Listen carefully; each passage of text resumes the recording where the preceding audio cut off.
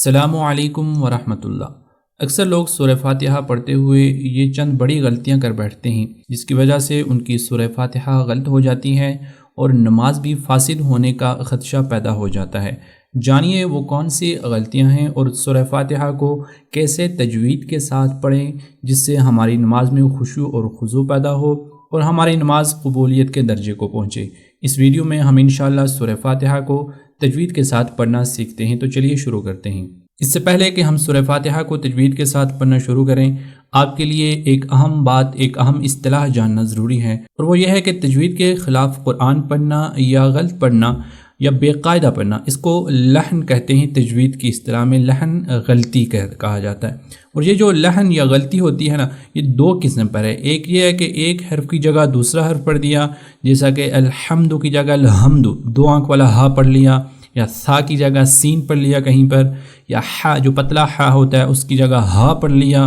یا ذال کی جگہ زا پڑھ دیا، صاد کی جگہ سین پڑھ دیا، یا اسی طرح حمزہ کی جگہ عین پڑھ دیا، یا پھر آپ نے کسی حرف کو بڑھا دیا، جیسے الحمدللہ ہے تو یہ دال پہ پیش ہے، لیکن کسی آدمی نے بڑھا الحمدللہ تو دال کے بعد واو مدہ لگا لیا، تو یہ بھی غلطی ہوتی ہے۔ تو کسی لفظ کو بڑھا دیا، کسی لفظ کو گھٹا دیا، یہ بھی اسی لحن میں آتی ہے۔ تو یہ جو قسم ہوتی ہے اس کو کہتے ہیں لحن جلی۔ یہ بہت بڑی غلطی ہوتی ہے اور یہ حرام ہوتی ہے، اور بعض جگہ اس سے جب معنی بگڑ جاتا ہے اس لفظ کا تو اس سے نماز بھی فاسد ہو جاتی ہے، جاتی رہتی ہے۔ اور دوسری قسم یہ ہے کہ ایسی غلطی تو نہیں ہے، لیکن حرفوں کے حسین ہونے کے جو قاعدے مقرر ہیں ان کے خلاف پڑھا، جیسا کہ را پر جب زبر یا پیش ہوتی ہے تو اس کو پر یعنی موٹا کر کے پڑھ جاؤ، رب را، اس لیے یہ دیکھیں آپ سبز ہے، تو را کو موٹا یا پر نہیں پڑھا، باریک پڑھ لیا۔ تو اس طرح کی جو غلطی ہوتی ہے اس کو لحن خفی کہا جاتا ہے۔ لہٰذا جب بھی قرآن کی تلاوت کریں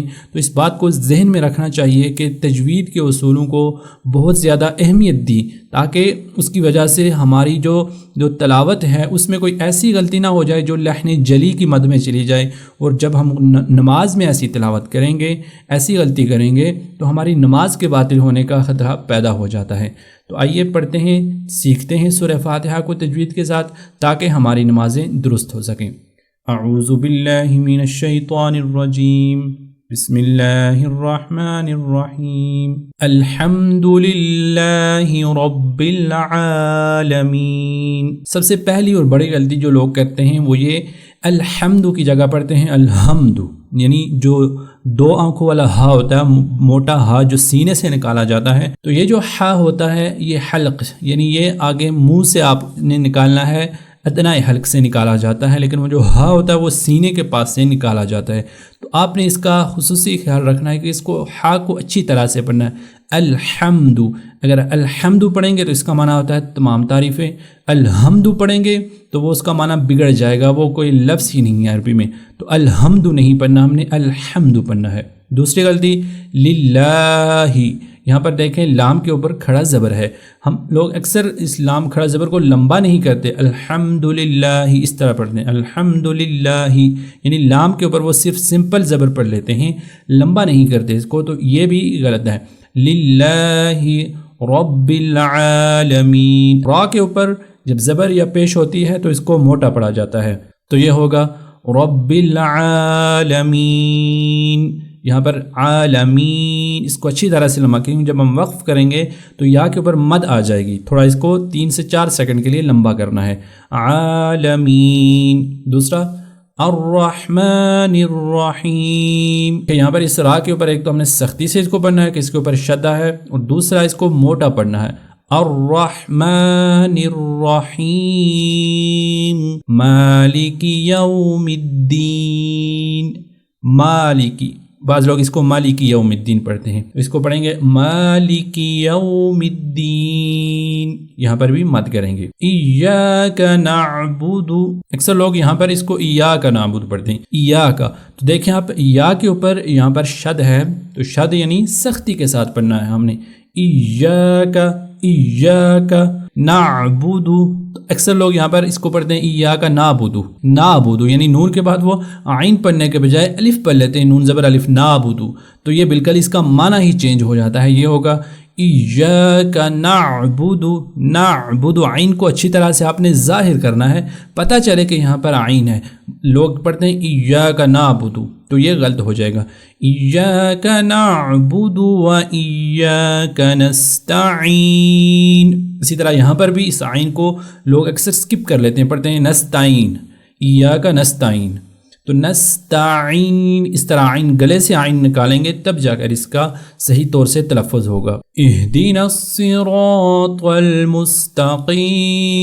اسی طرح یہاں پر اس ہا کو اپنے اہدی، بعض لوگ اس کو اخدی وہ نقطے والا خا پڑھ لیتے ہیں، تو اہدی اس کو اچھی طرح سے آپ نے سینے سے نکالنا ہے، پتہ چلے کہ یہ موٹا دو آنکھوں والا ہا ہے، اہدنا سی، یہ صاد اس کا سین نہیں پڑھنا، بعض لوگ اس کو باریک سا پڑھتے ہیں اہدنا الصراط، تو سی نہیں پڑھنا، آپ نے پڑھنا ہے اہدنا صراط، را کو بھی موٹا پڑھنا ہے، طا کو بھی موٹا پڑھنا ہے، اس کے بعد ہوگا جب مستقیم، اس کو بھی اچھی طرح سے مد کرنی ہے آپ نے، صراط الذین انعمت علیہم۔ اب یہاں پر جو بڑی غلطی کرتے ہیں اس انعمت میں کرتے ہیں، لوگ اس کو پڑھتے ہیں انمتا، یعنی انمت، نون کے اوپر بھی زبر دے دیں گے اور عین کو درمیان میں سے حذف کر لیں گے، سکپ کر لیں گے اور نون کو میم سے ملائیں گے، تو یہ بہت بڑی غلطی ہوتی ہے، یہ بھی لہن جلی میں چلی جائے گی اور اس سے نماز کے باطل ہونے کا خدشہ پیدا ہو جاتا ہے، تو آپ نے پڑھنا ہے انعمت، نون کے اوپر یہاں پر اخفا بھی نہیں ہوگا، غنہ بھی نہیں ہوگا، کیونکہ عین حروف حلقیہ میں سے ہے، لیکن نون کو ظاہر کرنا ہے کہ یہاں پر نون ساکن ہے، تو ہوگا انعمت، اس کے بعد عین کو بھی ظاہر کرنا ہے، گلے سے نکالنا ہے تاکہ پتہ چلے کہ یہاں پر عین ہے، انعمت علیہم، اس غلطی کو دور کرنا بہت ضروری ہے، انعمت علیہم غیر المغضوب علیہم ولا الضالین۔